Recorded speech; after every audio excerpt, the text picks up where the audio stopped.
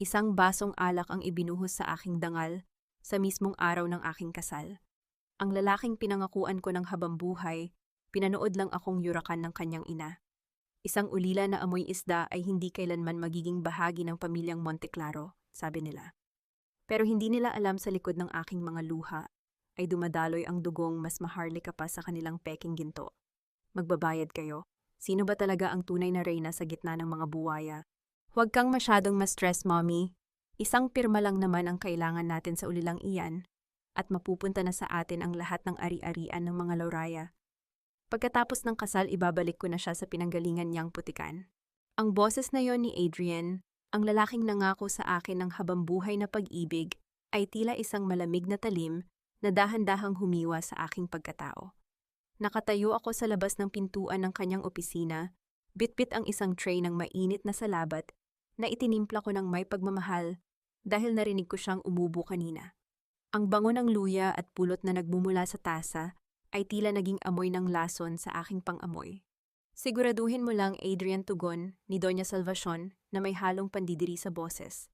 Hindi ko masikmura na makasalo sa hapag ang babaeng iyan. Amoy isda at amoy ulila ang bawat galaw niya. It's an insult to the Monteclaro name na hayaan siyang tumapak dito sa Tagaytay Estate natin. Bahagyang nanginig ang aking mga kamay.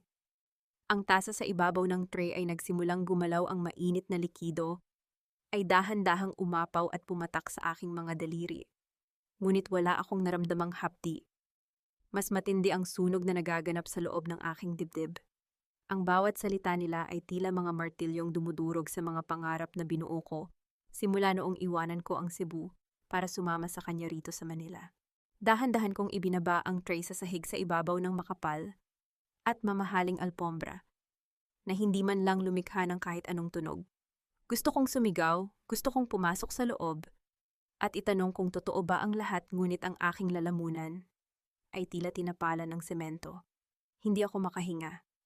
Ang hangin ng Tagaytay na dati ay itinuturing kong sariwa ay tila naging isang masikip na kulungan na unti-unting umuubos sa aking hininga. Napatingin ako sa suot kong engagement ring, isang makinang na diamante na ibinigay ni Adrian noong nakaraang buwan sa harap ng dagat. Akala ko noon iyon ang simbolo ng aking kalayaan mula sa kalungkutan ng pagiging ulila. Akala ko natagpuan ko na ang tahanan na matagal ko nang hinahanap. Ngunit sa likod pala ng ningning nito ay isang madilim na transaksyon, isang kontrata kung saan ang aking pangalan at pagkakakilanlan ang nakataya. Sino ba ang mga Lauraya? Bakit kailangan nila ang aking pirma para makuha ang isang trust fund na hindi ko naman alam na umiiral? Ang lahat ba ng mga halik niya, ang bawat I love you na ibinubulong niya sa akin, sa ilalim ng buwan ay bahagi lamang ng isang dula-dulaan para makuha ang perang hindi naman sa kanya? Nanlamig ang aking buong katawan. Ang bawat bahagi ng aking puso na dating puno ng init ng pag-asa ay tila naging mga bubog na naglalakbay sa aking mga ugat. Napasandal ako sa malamig na dingding ng hallway, pilit na pinipigilan ang pagtulo ng aking mga luha. Ayaw kong marinig nila ang aking pagtangis. Sa gitna ng karangyaan ng mansyong ito, naramdaman ko ang pinakamatinding pangungulila sa buong buhay ko. Naisip ko ang mga bata sa ampunan sa Cebu. Naisip ko ang mga sakripisyo ko para lamang makarating dito. Lahat ba iyon ay mapupunta lang sa wala? Ang pag-ibig ko ba ay isang malaking pagkakamali na ngayon ay naniningil na ng napakataas na halaga? Habang nakatitig ako sa saradong pinto, isang katanungan ang paulit-ulit na umalingaw sa aking isipan. Mas masakit pa sa anumang sampal na maaari kong matanggap. Mayroon pa bang natitirang piraso ng katotohanan sa lalaking papakasalan ko bukas? O ang buong buhay ko sa piling niya ay isa lamang mahabang panaginip na kailangan ko nang gisingin bago ako tuluyang malunod sa sarili kong luha? Pumirma ka na, Leora. Huwag mong pairalin ang pagiging makasarili mo kung gusto mong manatiling nakatayo ang ampunan na kinalakihan mo sa Cebu. Ang mga salitang iyon ni Adrian ay tila mga kadena na biglang humigpit sa aking leeg. Nakatayo siya sa aking harap, hawak ang isang makapal na folder, habang sa likuran niya ay nakatayo si Doña Salvacion na may mapang-aping ngiti sa mga labi. Ang silid na ito na puno ng mga antigong kasangkapan at amoy ng mamahaling pabango ay biglang naging parang isang madilim na piitan. Kani-kanina lang ay narinig ko ang kanilang lihim, ang plano nilang gamitin ako bilang susi sa isang kayamanang Hindi ko alam na pagmamay-ari ko pala. At ngayon heto sila, tila walang anumang nangyari muling isinasuot ang kanilang mga maskara ng pagkukunwari. Ngunit sa pagkakataong ito may kasama ng pagbabanta ang bawat salita ni Adrian. Isang simpleng dokumento lang ito. Liora, patuloy ni Adrian, ang kanyang boses ay naging malambing muli, isang uri ng lambing na ngayon ay nagbibigay sa akin ng kilabot. Prenuptial agreement lang ito para sa proteksyon ng pamilya Monteclaro. At kapalit nito ibibigay ko ang pondong kailangan para hindi ma-demolish ang ampunan ni na Sister Mary. Hindi ba't iyon naman ang pangarap mo? Ang iligtas ang mga batang katulad mo. Tumingin ako sa dokumentong nasa ibabaw ng mesa. Ang aking paningin ay lumabo dahil sa nagbabadyang mga luha. Alam ko sa loob ng aking puso na may mali. Na ang papel na ito ay hindi lamang tungkol sa proteksyon ng kanilang yaman, kundi tungkol sa pag-agaw sa kung anong meron ako. Ngunit sa bawat pagpikit ko nakikita ko ang mga mukha ng mga bata sa Cebu, ang kanilang mga ngiti, ang kanilang munting pangarap na magkaroon ng matitirhan. Bakit kailangan ngayon, Adrian, tanong ko, sa isang pabulong na boses, ang aking lalamunan ay tila may nakabara na tinik. Bukas na ang kasal natin. Bakit kailangang may kapalit ang pagtulong mo sa ampunan? Isang mapait na tawa ang kumawala sa mga labi ni Doña Salvacion. Humakbang siya palapit sa akin, ang tunog ng kanyang mamahaling sapatos sa sahig ay tila bawat pintig ng kaba sa aking dibdib. Dahil sa mundong ito, Hidja, walang libre. Masyado kang naging kampante sa pag-aakalang ang isang tulad mong galing sa putikan ay makakapasok sa aming pamilya nang walang ibinibigay na kapalit. Isipin mo na lang na ito ang bayad mo sa pagkakataong ibinigay namin sa iyo. Humarap ako kay Adrian, nagbabakasaling makita ang kahit katiting na pagmamahal sa kanyang mga mata. Ngunit ang nakita ko ay isang estranghero, isang lalaking puno ng ambisyon at pagkaganid.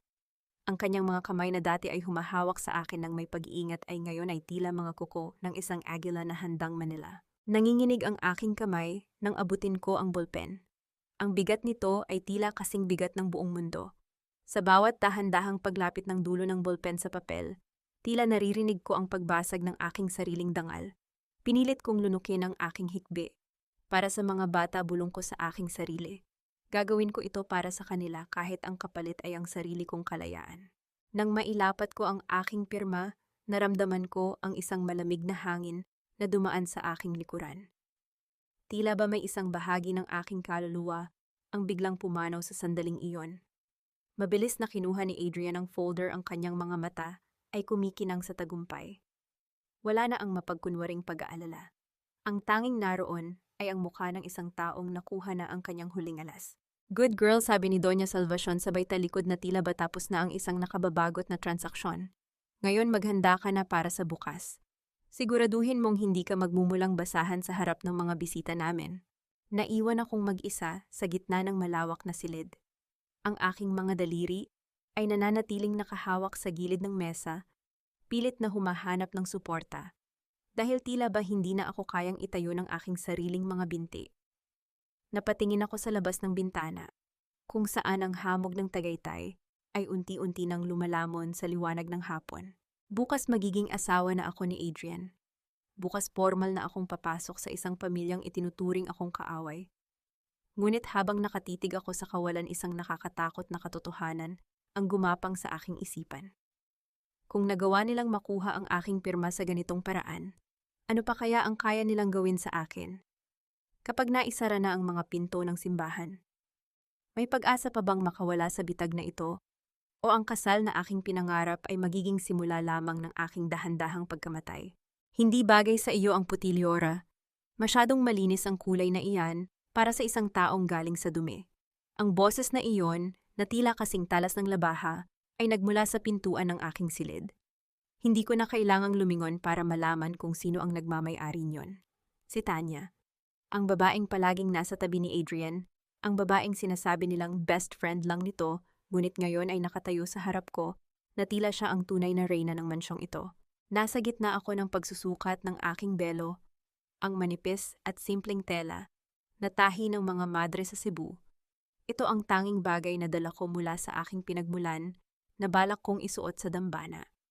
Ngunit sa ilalim ng mapanghusgang tingin ni Tanya, ang bawat hibla ng tela ay tila naging mabigat at marumi. At Humakbang siya palapit sa akin at ang bawat tunog ng kanyang matutulis na sapatos sa makintab na sahig ay tila mga saksak sa katahimikan ng silid. Nakasuot siya ng pulang-pula na damit, isang kulay na sumisigaw ng kapangyarihan at paghamon. Sa kanyang leeg ay kumikinang ang isang kwintas na alam kong hindi kayang bilhin ng isang simpleng empleyado. Alam mo, Leora, bilib din ako sa kapal ng mukha mo, sabi niya. Habang pinaglalaruan ang dulo ng aking belo, gamit ang kanyang mga daliri na may mahahaba at pulang kuko. Akala mo ba talaga sa pagsuot mo ng puting gown na ito ay mabubura mo ang katotohanang isa ka lang hamak na ampunan, girl? Adrian deserves someone who can stand beside him in high society, hindi yung kailangan pa niyang itago dahil nakakahiya ang pinagmulan. Nanigas ang aking katawan. Ang aking mga daliri ay mariing nakakapit sa gilid ng aking gown, sapat na para mayari ang tela, ngunit wala akong pakialam. Ang hapdi sa aking dibdib ay mas matindi pa sa anumang pisikal na sakit. Gusto kong sumagot, gusto kong sabihing mahal ako ni Adrian, ngunit ang mga salitang narinig ko sa opisina kanina ay tila mga pako na nakabaon sa aking dila. Bakit ka narito, Tanya? Sa wakas ay naisatinig ko kahit na ang aking boses ay nanginginig sa pigil na galit at pighati. Tumawa siya, isang tawang walang kasing pait. Narito ako para ibigay sa iyo ang katotohanan. Because Adrian is too kind to tell you the truth to your face. Tingnan mo ito. Inilabas niya ang kanyang cellphone at ipinakita ang isang litrato. Doon nakita ko si Adrian na nakayakap sa kanya, ang mga mata nito ay puno ng ningning na hindi ko kailanman nakita kapag ako ang kasama niya. Ang petsa sa litrato, kagabi lang iyon. Noong sinabi niya sa akin na nasa isang mahalagang business meeting siya. Ang aking puso ay tila isang basong nahulog sa semento, nagkapira-piraso na durog ng pino na hindi na kailanman mabubuo muli. Ang hangin sa silid ay tila naglaho at ang bawat sulok ng paligid ay nagsimulang umikot. Ang puting tela ng aking belo ay tila naging isang sapot na dahan-dahang sumasakal sa akin. He calls me his sanctuary, Leora. Habang ikaw lang ang kanyang investment, pagpapatuloy ni Tanya, ang kanyang mukha ay inilapit sa aking tainga. So go on, maglakad ka bukas sa dambana. Isuot mo ang gown na iyan. Pero tandaan mo, habang sinasabi niya ang I do, ako ang babaeng nasa isip niya. Ako ang babaeng babalikan niya pagkatapos kanyang gamitin. Marahas niyang binitawan ang aking belo dahilan para mahulog ito sa sahig at matapakan ng kanyang sapatos bago siya tuluyang lumabas ng silid. Naiwan akong nakatitig sa aking sarili sa salamin. Ang babaeng nasa harap ko ay tila hindi ko nakilala. Ang mga mata nito ay puno ng luhang hindi na kayang umagos at ang mukha ay tila isang bangkay na pilit na pinagmumukhang buhay. Dahan-dahan akong lumuhod sa sahig at pinulot ang aking belo. Mayroon na itong bakas ng putik mula sa sapatos ni Tanya. Ito na ba ang magiging buhay ko? Isang asawang palamuti, isang reynang walang trono, at isang babaeng ang tanging halaga ay ang pirma sa isang pirasong papel. Habang yakap ko ang nadumihang tela, isang malamig na determinasyon ang nagsimulang mamuo sa gitna ng aking pagkawasak. Bukas maglalakad ako sa dambana. Bukas kakaharapin ko ang lahat ng mga lobong ito na nagpapanggap na tupa. Ngunit sa bawat hakbang ko sa aisle, isang katanungan ang pilit na kumakatok sa aking isipan. Hanggang kailan ko kayang lunukin ang sarili kong dangal para sa isang pangarap na matagal na palang naging bangungot? Huwag mong hayaang lunurin ng kanilang lason ang busilak mong puso, Leora. Hindi sapat ang kanilang ginto para bilhin ang iyong dangal. Ang malumanay na boses na iyon ay tila isang mainit na kumot sa gitna ng nagyayelong gabi ng Tagaytay. Pag-angat ng aking paningin, nakita ko si Nanay Biday na nakatayo sa may pintuan. Siya ang pinakamatandang kusinera sa mansyong ito, ang tanging tao na hindi tumitingin sa akin, na tila ba ako ay isang dumi sa kanilang mamahaling sahig. Hawak niya ang isang maliit na mangkok ng mainit na lugaw na may amoy ng luya at patis, isang pagkaing mas masarap pa sa anumang handa sa ibaba dahil ito ay niluto ng may malasakit. Dahan-dahan siyang lumapit at naupo sa tabi ko sa sahig. Hindi siya natakot na madumihan ang kanyang kupas na apron. Kinuha niya ang nadumihang belo mula sa aking kandungan at dahan-dahang pinagpagan ang alikabok na iniwan ng sapatos ni Tanya.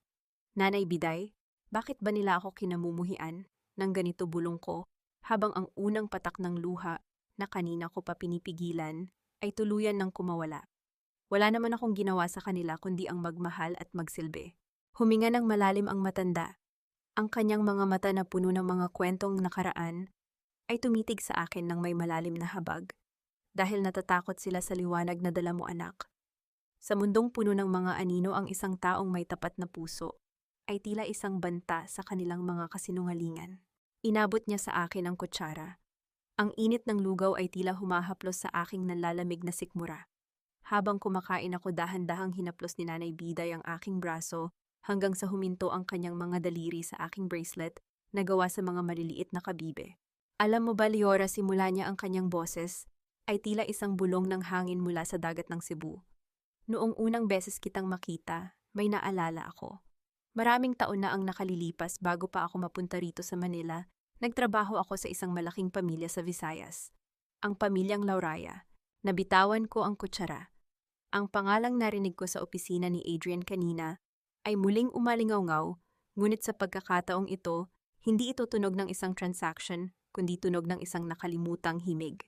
Ang mga Lauraya na ay kilala sa kanilang kabutihan, hindi sa kanilang yaman pagpapatuloy ni Nanay Biday. Pero isang gabi nagkaroon ng malaking sunog. Sinasabing walang nakaligtas sa pamilya, lalo na ang bunsong anak na babae. Pero bago mangyari iyon, may nakita akong isang bracelet na katulad niyan sa bisig ng batang iyon. Isang regalo mula sa kanilang mga mangingisda sa isla. Nanlaki ang aking mga mata. Ang aking puso ay nagsimulang tumibok ng mabilis, tila isang tambol na nagbababala ng isang paparating na bagyo. Nanay Biday, anong ibig ninyong sabihin? Ang bracelet na ito, nakuha ko ito sa ilalim ng aking unan sa ampunan noong bata pa ako. Sabi ni Sister Mary, ito lang ang tanging bagay na suot ko noong matagpuan nila ako sa gitna ng usok at abo. Tumingin sa akin si Nanay Biday nang may makahulugang tingin. May mga lihim na hindi kayang ibaon ng apoy, Leora, at may mga dugong hindi kayang itago ng kahirapan. Ang pangalang Lauraya na pilit nilang kinukuha sa iyo, baka hindi lang iyon basta fund. Baka iyon ang susi sa kung sino ka talaga. Natahimik ang buong silid. Ang tanging naririnig ko ay ang malakas na pagpintig ng aking sariling puso at ang malakas na paghampas ng hangin sa mga bintana ng mansyon. Isang malaking puzzle ang dahan-dahang nabubuo sa aking isipan, ngunit ang bawat piraso ay puno ng panganib. Kung ako nga ay isang Lauraya, ibig sabihin ba nito ay hindi lang ako basta ulila na pinulot sa kalsada?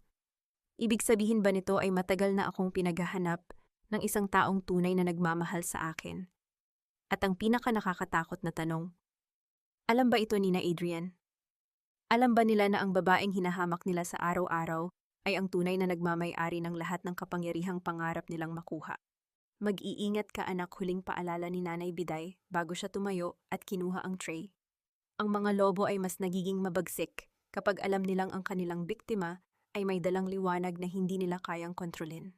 Nang tuluyan siyang makaalis, na iwan akong mag-isa sa dilim. Hinawakan ko ng mahigpit ang aking bracelet. Ang bawat kanto ng mga kabibe ay tila nagbibigay sa akin ng bagong lakas. Bukas maglalakad ako sa dambana. Hindi na bilang isang biktima na nanginginig sa takot, kundi bilang isang babaeng may baon na lihim na kayang magpabagsak sa buong pamilya Monteclaro. Ngunit sa likod ng aking bagong tuklas na pag-asa, may isang pangamba na hindi ko maalis. Sino ang nag-utos na sunugin ang tahanan ng mga Lauraya noon? At kung malaman nila na buhay pa ang nawawalang anak, hahayaan ba nila akong makatapak sa dambana ng buhay o mas pipiliin nilang ibaon ako sa ilalim ng lupa bago ko pa mabawi ang aking trono? Tila isang anino si Leora na bumabagtas sa madidilim na pasilyo ng mansyong Monteclaro. Ang lamig ng sahig ay gumagapang sa kanyang mga talampakan, ngunit mas malamig ang pakiramdam sa loob ng kanyang dibdib. Hindi siya makatulog. Ang bawat sulok ng bahay na ito ay tila may mga matang nakamasid naghihintay sa kanyang bawat pagkakamali. Habang papalapit siya sa dulo ng pasilyo patungo sa library, isang mahinang halinghing ng tawa ang bumasag sa katahimikan ng gabi. Huminto ang paghinga ni Leora. Kilala niya ang tawang iyon. Kay Tanya iyon. At ang sumunod na boses na narinig niya ay ang boses na dati ay nagbibigay sa kanya ng kapayapaan, ngunit ngayon ay nagdadala ng lason. Konting tiis na lang, babe. Bukas pagkatapos ng seremonya at pagkapirma ng mga huling dokumento sa atin na ang lahat. Ang tangang ulila na iyon ay wala nang magagawa kapag hawak na natin ang control sa Lauraya Trust, wika ni Adrian. Ang kanyang tinig ay wala nang bakas ng lambing na ipinapakita niya kay Leora sa harap ng maraming tao. Puno ito ng puot at pagkamuhi. Sumilip si Leora sa bahagyang nakabukas na pinto. Doon sa ilalim ng malamlam na liwanag ng lampara nakita niya si Adrian na nakaupo sa malaking silya habang si Tanya ay nakakandong sa kanya, ang mga braso ay nakapulupot sa leeg ng lalaki. Hawak ni Adrian ang folder na pinirmahan ni Leora kanina ang kanyang mga daliri. Ay marahang hinahaplos ang papel na tila ba ito ang pinakamahalagang bagay sa mundo, hindi ang babaeng papakasalan niya. Pero Adrian, paano kung malaman niya ang totoo? Paano kung maisip niya na hindi lang ito tungkol sa ampunan, tanong ni Tanya habang pinaglalaroan ang butones ng polo ni Adrian? Isang mapang-uyam na ngiti ang sumilip sa mga labi ni Adrian. Huwag kang mag-alala, masyadong nabulag si Leora sa ideya ng pamilya. Ibinigay ko sa kanya ang atensyong kailanman ay hindi niya nakuha sa Cebu, at dahil doon, handa siyang mamatay para sa akin. She's just a pawn, Tanya. Isang kasangkapan para makuha ang nararapat sa atin. Pagkatapos ng kasal, gagawa tayo ng paraan para ideklara siyang unstable. I'll put her in a facility kung saan hindi na siya makakaabala sa atin habang nilulustay natin ang pera ng mga Lauraya. Napaatras si Leora, ang kanyang likod ay sumandal sa malamig na dingding. Ang kanyang mga kuko ay bumaon sa kanyang sariling palad hanggang sa makaramdam siya ng hapdi, ngunit mas pinili niyang tiisin ang sakit kaysa ang lumikha ng kahit anong tunog. Ang bawat salita ni Adrian ay tila isang matalim na aspile na itinutusok sa kanyang puso, paulit-ulit walang hinto hanggang sa wala nang matirang buo. Ang lalaking pinagkatiwalaan niya ng kanyang buhay ay pinaplano na ang kanyang pagkakulong. Ang kasal na dapat ay simula ng kanyang bagong buhay ay isa palang hatol ng kamatayan sa kanyang kalayaan. And the attorney, tanong muli ni Tanya. Sigurado ka bang hindi siya magdududa? Si Attorney Villon ay matagal ko nang hawak sa leeg, sagot ni Adrian. Bukas pagdating ng mga saksi mula sa foundation, wala silang makikitang mali. Ang prinsesa ng mga Lauraya ay kusang loob na ibibigay ang lahat sa kanyang asawa. At sa oras na iyon, Tanya, tayo na ang maghahari sa Tagaytay at maging sa Manila. Tumalikod si Leora at mabilis na naglakad palayo. Ang bawat hakbang ay tila isang pagtakas mula sa isang bangungot na gising siya. Ngunit bago pa siya makarating sa kanyang silid, napansin niya ang isang madilim na figura sa dulo ng pasilyo. Isang aninong hindi gumagalaw nakatayo malapit sa hagdanan, tila kanina pa rin nakikinig sa usapan sa loob ng library. Hindi ito si Nanay Biday. Ang tindig ng taong ito ay matikas pamilyar, ngunit nakakatakot. Nang bahagyang tumama ang liwanag ng buwan mula sa bintana, nakita ni Leora ang kumikinang na singsing sa daliri ng misteryosong tao, isang singsing na may selyo ng isang agila. Sino ang taong ito? Kasabot ba siya ni na Adrian? O isa ring nanonood sa dahan-dahang pagguho ng buhay ni Leora? At bakit tila ang kanyang bracelet na gawa sa kabibe ay biglang uminit sa kanyang bisig, na tila nagbibigay ng babala na ang gabi ay hindi pa natatapos at ang bukas ay may dalang higit na malaking panganib. Huwag kang tumayo riyan, na tila isang estatwa, Leora. Dahil kulang ang ating mga tauhan ngayong gabi, ikaw ang magsisilbi ng mga inumin sa ating mga bisita. Tutal sanay ka naman sa gawaing bahay, hindi ba? Ang tinig ni Doña Salvacion ay tila isang hagupit ng latigo. Sa gitna ng marangyang ballroom ng mansyon, nakasuot ako ng isang simpleng asul na damit, ang tanging maayos na damit na natitira sa aking baul. Ngunit ngayon, ay pinilit nila akong magsuot ng isang puting apron sa ibabaw nito. Ang mga bisita, mga kilalang negosyante politiko, at mga alta sosyedad mula sa Manila ay nagsimula ng magdatingan para sa pre-wedding gala na ito. Ang bawat kislap ng mga kristal na chandelier sa kisame ay tila nanunuya sa aking kalagayan. Hawak ko ang isang mabigat na silver tray na puno ng mga baso ng mamahaling champagne. Ang bawat hakbang ko sa gitna ng karamihan ay puno ng kaba. Naririnig ko ang mga bulungan, ang mga mapanghusgang tingin na tila ba sinusuri ang bawat dumi sa aking kuko o ang gasgas sa aking balat. Iyan ba ang mapapangasawa ni Adrian? Akala ko ba ay galing sa isang mayamang pamilya sa probinsya, bulong ng isang matandang babaeng nakasuot ng mga perlas na kasing laki ng ubas. Sabi nila kinuha lang daw iyan sa isang ampunan. Tingnan mo, mas bagay pa sa kanya ang maging tagapagsilbi kaysa maging asawa ng isang Monteclaro, sagot ng isa pa na sinundan ng isang mahinang tawa na tila kalansing ng mga barya. Napayuko ako, pilit na itinatago ang aking mga mata na nagsisimulang magtubig. Sa kabilang dulo ng silid nakita ko si Adrian. Nakasuot siya ng isang mamahaling tuksedo, tila isang prinsipe mula sa mga kwentong pambata. Ngunit nang magtagpo ang aming mga mata, walang bakas ng pag-aalala o pagtatanggol. Sa halip mabilis siyang umiwas ng tingin at nagpatuloy sa pakikipagtawanan kay Tanya na nakasuot ng isang makinang na gown na tila ba siya ang ikakasal bukas. Leora, be careful. Masyado kang lampamaingay na sabi ni Tanya nang lumapit ako sa kanilang grupo. Sinadya niyang itulak ng bahagya ang aking siko dahilan para gumewang ang tray na hawak ko. Ang ilan sa mga alak ay tumalsik sa sahig, muntik nang mabasa ang kanyang sapatos. Agad na lumapit si Adrian, ngunit hindi para alamin kung ayos lang ako. Hinawakan niya ang aking braso nang masyadong mahigpit na tila ba ibabaon niya ang kanyang mga daliri sa aking balat. Ano ba, Leora, pinapahiya mo ako sa harap ng mga kaibigan ko? Kung hindi mo kayang gawin ang simpleng bagay na ito, umalis ka na lang dito at bumalik sa kusina. Ang sakit ng kanyang pagkakahawak ay wala sa kalahati ng sakit na nararamdaman ko sa aking puso. Sa harap ng lahat tinalikuran niya ako na tila ba ako ay isang basahan na nakasagabal sa kanyang dinadaanan. Habang naglalakad ako palayo, pasan-pasan ang bigat ng tray at ang higit na mabigat na kahihiyan, napansin ko muli ang isang lalaki sa sulok ng silid. Nakasuot siya ng isang itim na barong na may mga borda na tila gawa sa tunay na ginto. Hindi siya nakikihalubilo sa iba.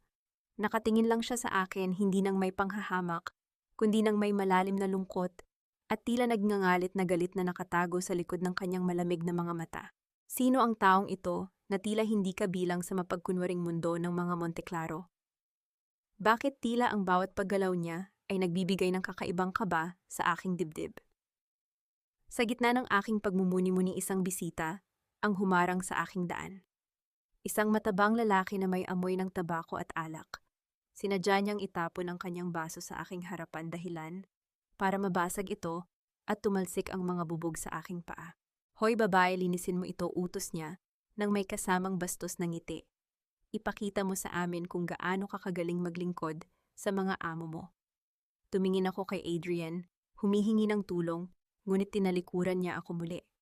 Ang lahat ng mga mata ay nakatuon sa akin, naghihintay kung paano ko lulunukin ang huling piraso ng aking dangal. Dahan-dahan akong lumuhod sa gitna ng ballroom, ang aking mga kamay ay nanginginig habang pinupulot ang mga matatalim na bubog. Sa bawat bubog na humihiwa sa aking balat, isang pangako ang dahan-dahang nabubuo sa aking isipan. Bukas matatapos na ang lahat ng ito. Ngunit ang hindi ko alam, ang gabi ay may dalang isang balita na magpapabago sa lahat. Isang bulong-bulungan mula sa mga bodyguard sa labas ang narinig ko habang ako ay nakaluhod. Isang delegasyon mula sa Timog ang kakarating lang sa Tagaytay at may dala silang isang utos na walang sino man sa mansyong ito ang makakahindi. Anong uri ng kapangyarihan ang paparating at ito ba ang magiging kaligtasan ko o ang huling hininga ng aking pag-asa? Walang lalabas ng mansyong ito na hindi ko alam. At ang ulilang iyan, bantayan ninyong mabuti. Hindi siya dapat makalapit sa kahit sinong bisita mula sa Mindanao, lalo na sa mga abogado ng mga Lauraya. Ang utos na iyon ni Adrian sa kanyang mga bodyguard ay narinig ni Leora habang dahan-dahan siyang naglalakad pabalik sa kanyang maliit na silid. Hawak niya ang kanyang mga kamay na may mga sugat pa mula sa nabasag na kristal kanina. Ang bawat hakbang niya ay tila paglalakad sa ibabaw ng mga pako. Ang kanyang diwa ay pagod na, ngunit ang kanyang puso ay nananatiling gising, pilit na kumakapit sa mga piraso ng katotohanang natuklasan niya mula kay Nanay Biday. Sa loob ng kanyang silid, pilit niyang nililinis ang kanyang mga sugat gamit ang isang pirasong malinis na tela. Ang hapdi ng alcohol ay tila isang paalala na siya ay buhay pa, kahit na ang pakiramdam niya ay isa na siyang anino sa loob ng mansyong ito. Sa bawat haplos niya sa kanyang balat, naaalala niya ang paraan ng pagtalikod ni Adrian sa kanya sa gitna ng ballroom. Ang lalaking dati niyang bayani ay ngayon ay naging kanyang pinakamalupit na kaaway.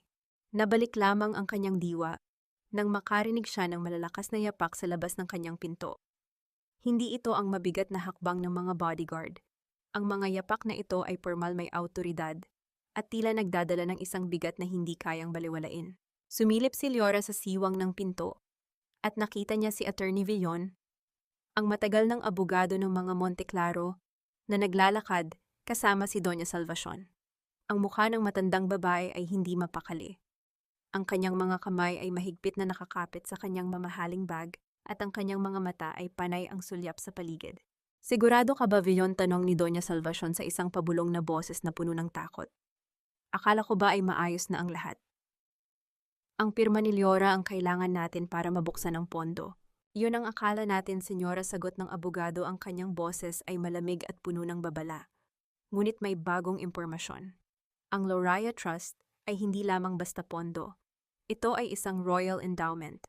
May isang royal observer na darating bukas sa mismong kasal. Kailangan nilang kumpirmahin kung ang babaeng papakasalan ni Adrian ay ang tunay na nawawalang anak ng mga Loraya. Hindi sapat ang pirma. Kailangan nila ng patunay ng dugo. Tila tumigil ang mundo ni Leora. Ang patunay ng dugo. Ang bracelet sa kanyang bisig ay tila biglang naging mabigat. Ang bawat salita ng abogado ay tila nagbubukas ng isang pintuan sa kanyang alaala na matagal na niyang pilit na isinasara. Ang usok, ang apoy, ang boses ng isang lalaking tumatawag sa kanyang pangalan, liwanag. Kung malaman nila na ginagamit lang natin ang babaeng iyan, tapos na tayo, galit na bulong ni Doña Salvacion. Kailangang matuloy ang kasal bukas bago pa sila makagawa ng anumang pagsusuri. Adrian must claim her as a Monteclaro immediately. Mabilis na naglakad ang dalawa palayo, ngunit ang bawat salita nila ay nanatiling nakaukit sa isipan ni Leora. May darating na maghahanap sa kanya. May mga taong naghahanap sa tunay na liwanag. Sa gitna ng kanyang pagkalito, napansin ni Leora ang isang sobrang nakasingit sa ilalim ng kanyang pinto. Mabilis niya itong kinuha at binuksan. Sa loob ay may isang maliit na papel na may nakasulat na mga salita sa lumang Tagalog. Ngunit ang sulat kamay ay pamilyar, tila ba nanggaling ito sa isang panahong hindi niya na maalala. Huwag kang matakot, liwanag. Ang agila ay nagmamasid. Ang gabi ay malapit ng matapos. Napatingin si Leora sa bintana. Doon sa ilalim ng liwanag ng buwan, nakita niya muli ang lalaking may singsing na agila. Nakatayo ito sa gitna ng hardin, nakatingala sa kanyang bintana. Ang kanyang tindig ay tila isang hari na naghihintay sa kanyang reyna. Hindi na siya lumalayo. Hindi na siya nagtatago. Sino ang lalaking ito? Siya ba ang royal observer na sinasabi ni Attorney Villon? O siya ang aninong nagmula sa kanyang nakaraan, ang aninong magliligtas sa kanya mula sa impyernong ito? Isang kumatok sa pinto ang bumasag sa katahimikan. Leora, buksan mo ang pinto. Kailangan nating mag-usap tungkol sa isusuot mo bukas. Boses iyon ni Tanya, puno ng panunuya. Mabilis na itinago ni Leora ang papel sa loob ng kanyang damit. Ang kanyang puso ay tumitibok ng mabilis, hindi dahil sa takot, kundi dahil sa isang bagong damdamin na ngayon lang niya naramdaman sa loob ng mansyong ito, pag-asa.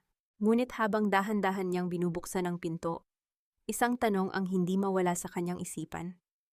Kung ang bukas ay may dalang kaligtasan, ano ang kailangang ibayad ni Leora para makamit ito?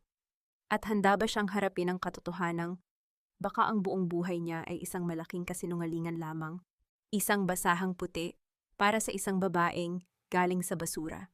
Huwag mong isiping magiging reyna ka sa araw na ito, Leora. Ang boses ni Doña Salvacion ay kasing lamig ng hamog na bumabalot sa buong Tagaytay ngayong umaga ng kasal. Nakatayo ako sa harap ng salamin, suot ang aking simpleng gown, na puti, ang tanging bagay na nagbibigay sa akin ng pakiramdam na kahit papaano ay may halaga ako. Ngunit sa isang iglap, ang lahat ng iyon ay naglaho. Hawak ng matandang babae ang isang baso ng matingkad na pulang alak. Sa isang dahan-dahan at tila sinadyang pagkilos, itinigil niya ang baso sa tapat ng aking dibdib. Pinanood ko na tila bumagal ang takbo ng mundo, ang pagbuhos ng pulang likido sa malinis at maputing tela ng aking gown. Hindi ako nakagalaw, hindi ako nakapagsalita. Ang bawat patak ng alak ay tila dugong umaagos mula sa aking sariling puso, kumakalat nilalamon ang kaputian ng aking pangarap. Ay pasensya na, muling sabi ni Doña Salvacion. Ang kanyang mukha ay walang bakas ng pagsisisi, kundi isang mapang uyam na kislap sa mga mata. Masyado kasing madulas ang baso. Pero bagay naman sa iyo, hindi ba mukha kang sugatang hayop na nagmamakaawa? Tumingin ako sa aking reflection. Ang malaking pulang mantsa sa gitna ng aking gown ay tila isang malupit na biro. Ito ang araw na dapat ay pinakamasaya sa aking buhay, ngunit heto ako nakatayo sa gitna ng silid, pinaliligiran ng mga taong ang tanging hangad ay makita ang aking pagbagsak. Ang bawat hibla ng tela na pinaghirapan kong ingatan ay ngayon ay punong-puno ng kahihiyan. Naramdaman ko ang panunuyo ng aking lalamunan. Ang bawat pintig ng aking puso ay tila isang mabigat na tambol na sumasabay sa malakas na hangin sa labas. Gusto kong umiyak, gusto kong punitin ang damit na ito, at tumakbo palayo, ngunit naisip ko ang ampunan sa Cebu. Naisip ko ang mga bata. Para sa kanila, Liora. Para sa kanila kailangang mong tiisin ang lahat ng ito. Bumukas ang pinto at pumasok si Adrian. Nakasuot siya ng kanyang puting tuxedo, mukhang kagalang-galang at perpekto. Ngunit nang makita niya ang kalagayan ko, hindi siya lumapit para yakapin ako. Hindi siya nagtanong kung ano ang nangyari. Tiningnan niya lang ako ng may halong pandidiri. Liora, ano ba iyan? Reklamo niya, ang kanyang boses ay puno ng pagkairita. Magsisimula na ang seremonya sa kapilya. Wala na tayong oras para palitan iyan. Magsuot ka na lang ng shawl o kahit anong pwedeng pantakip. Huwag mo akong ipahiya sa harap ng mga bisita. Tinalikuran niya ako, tila ba isa lamang akong sirang kagamitan na kailangang itago. Ang sakit na naramdaman ko ay mas matindi pa sa anumang sampal. Ang lalaking dapat ay magtatanggol sa akin ay ang unang taong nandidiri sa aking anyo. Dahan-dahan kong kinuha ang isang manipis na shawl na ibinigay sa akin ni Nanay Biday. Ang aking mga kamay ay nanginginig habang pilit kong itinatago ang pulang mantsa. Sa bawat paghawak ko sa tela, tila nararamdaman ko ang paglamig ng aking sariling kaluluwa. Ang bawat hakbang ko patungo sa pintuan ay tila paglalakad patungo sa aking sariling libing. Habang naglalakad ako sa mahabang pasilyo, patungo sa kapilya ng mansyon, naririnig ko na ang tugtog ng organo. Ang kanta ay luma at malungkot, tila sumasabay sa hagulgol ng aking puso na walang nakakarinig. Ang suwang munang Tagaytay ay pumasok sa mga bukas na bintana, tila isang puting kumot na nagtatangkang itago ang aking kahihiyan. Sino ba talaga ang kinakasal sa araw na ito? Ang babaeng nagngangalang Liora o ang anino ng isang prinsipesa na matagal nang nawawala? At sa gitna ng seremonyang ito na puno ng kasinungalingan, meron bang darating para itigil ang lahat o tuluyan na akong malulunod sa pulang mantsa na ngayoy unti-unti nang nanunuyo sa aking dibdib? Pagdating ko sa harap ng malaking pinto ng kapilya, huminto ang lahat. Ang bawat mata ng mga bisita ay nakatuon sa akin. At doon sa pinakahuling hilera nakita ko muli ang lalaking may singsing na agila. Nakatitig siya ng diretso sa aking mga mata. At sa pagkakataong ito, hindi lang lungkot ang nakita ko. Nakita ko ang isang pangako ng isang paparating na bagyong wawasak sa pamilya Monteclaro.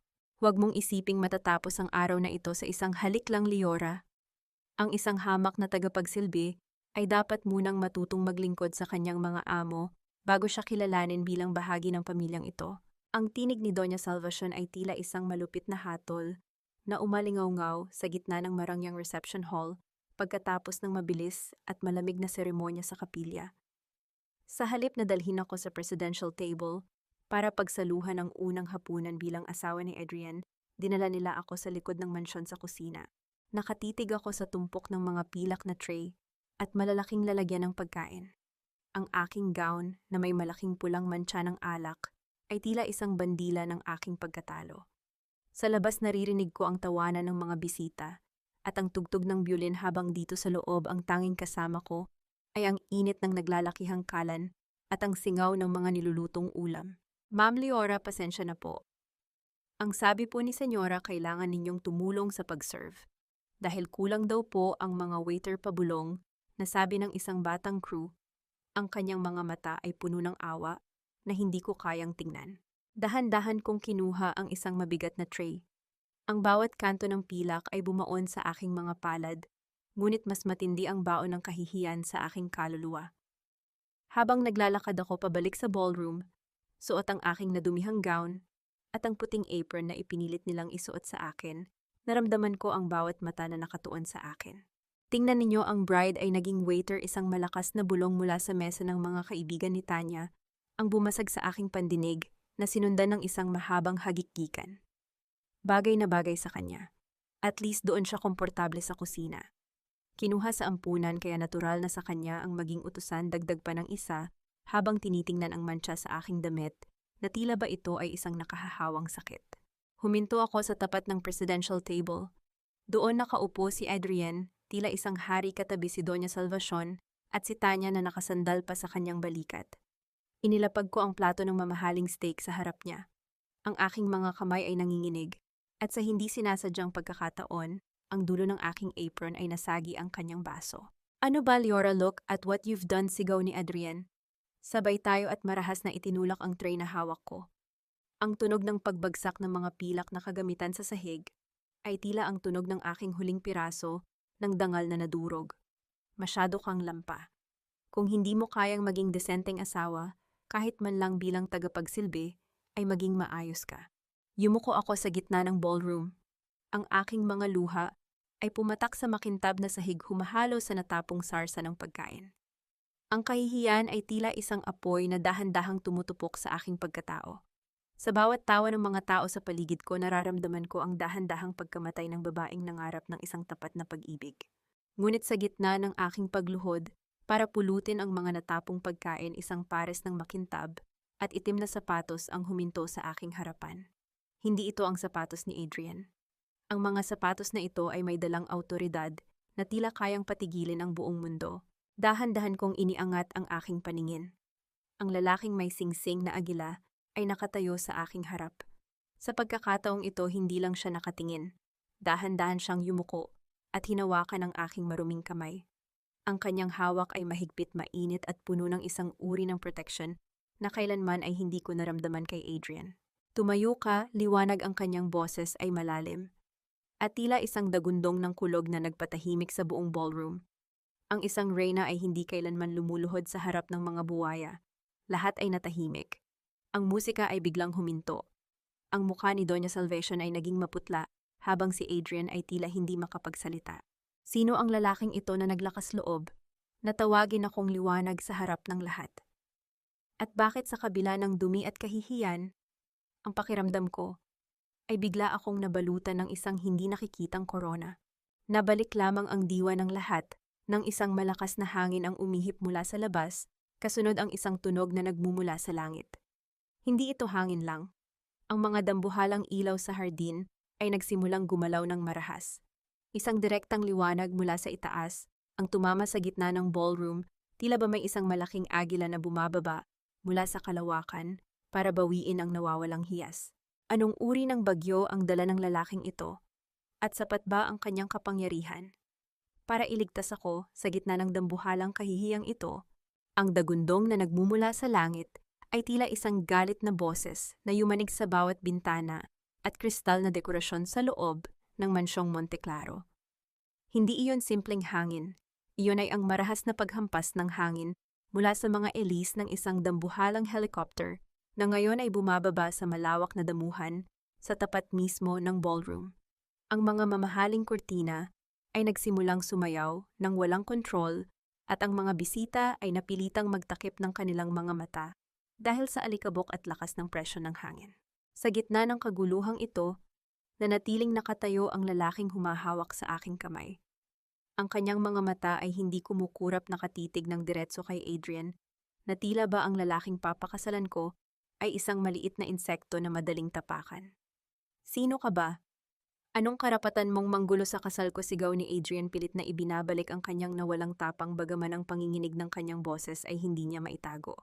Hindi sumagot ang lalaki. Sa halip, ang malaking pinto ng ballroom ay marahas na bumukas. Isang grupo ng mga kalalakihan na nakasuot ng itim at gintong uniforme, ang pumasok ang kanilang mga hakbang ay tila isang martsa ng mga sundalo na may dalang hatol ng kamatayan. Hindi sila mga bodyguard ng mga Monteclaro. Sila ay may dalang mga sagisag, na ngayon ko lang nakita ang simbolo ng nagngangalit na agila sa gitna ng sumisikat na araw.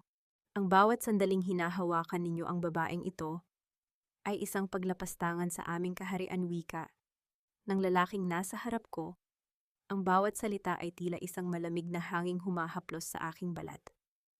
Dahan-dahan niyang binitawan ang aking kamay, ngunit hindi para iwan ako, kundi para humarap sa lahat ng mga bisita. Lumapit ang isa sa mga kawal at iniabot sa kanya ang isang mahabang kapa na yari sa pinakamahal na sutla, kulay asul na kasing lalim ng dagat. Isinuot niya ito at sa isang sandali, ang buong aura ng silid ay nagbago.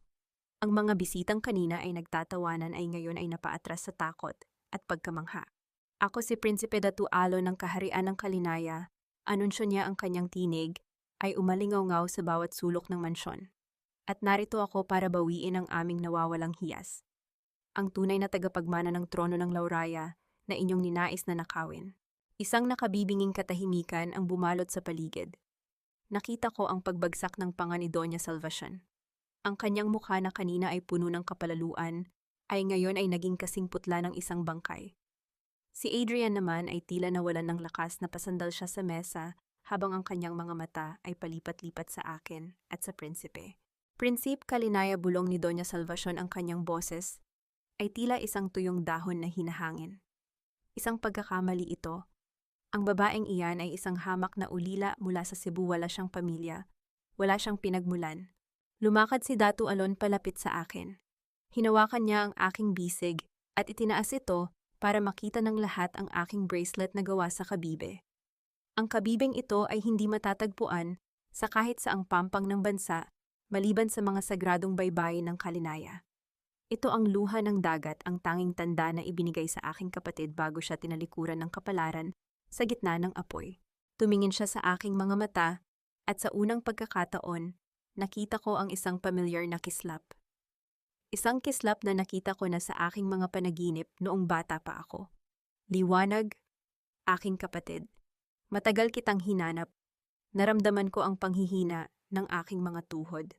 Ang lahat ng kahihiyan, ang pulang mantsa sa aking gown, ang pagod sa aking katawan, lahat ng iyon ay tila biglang naglaho. Ngunit sa gitna ng aking kaligayahan, isang matalim na boses ang pumutol sa sandali. Wala akong pakialam kung sino kasigaw ni Adrian habang inilalabas ang folder ng kontratang pinirmahan ko. May hawak akong pirma niya, asawa ko na siya sa batas. At lahat ng pag-aari niya ay sa akin na hindi ninyo siya pwedeng kunin. Isang mapait na ngiti ang sumilip sa mga labi ni Datu Alon. Tumingin siya sa akin, tila nagtatanong kung handa na ba ako. At doon sa gitna ng ballroom na naging saksi ng aking pagkawasak, naramdaman ko ang isang uri ng lakas na hindi ko kailanman inakalang taglay ko. Sino ba talaga ang dapat matakot sa araw na ito? Ang babaeng itinuring nilang basahan o ang mga taong hindi nakakaalam na ang binuo nilang bitag ay siya ring magiging sarili nilang libingan. Habang ang mga kawal ay nagsisimulang pumalibot sa pamilya, Monteclaro, isang katanungan ang nanatili sa hangin. Hanggang saan ang kayang gawin ng isang prinsipe para sa kanyang kapatid? At anong uri ng kabayaran ang hihingin ng langit para sa bawat luhang pumatak sa aking mga mata? Ang papel na iyan ay kasing walang halaga ng iyong konsensya, Adrian. Malamig ang boses ni Datu Alon, ngunit bawat salita ay tila isang malakas na hampas ng alon sa pampang na nagpapaguho sa huling depensa ng mga Monteclaro. Lumakad siya palapit kay Adrian, hindi alintana ang mga bodyguard na ngayon ay nakatungo na sa takot at paggalang. Dahan-dahang kinuha ni Datu Alon ang folder mula sa nanginginig na kamay ni Adrian. Tiningnan niya ito ng may pandidiri bago ito itinaas para makita ng lahat. Sa isang mabilis at mapanghamong pagkilos, pinunit niya ang dokumento sa gitna.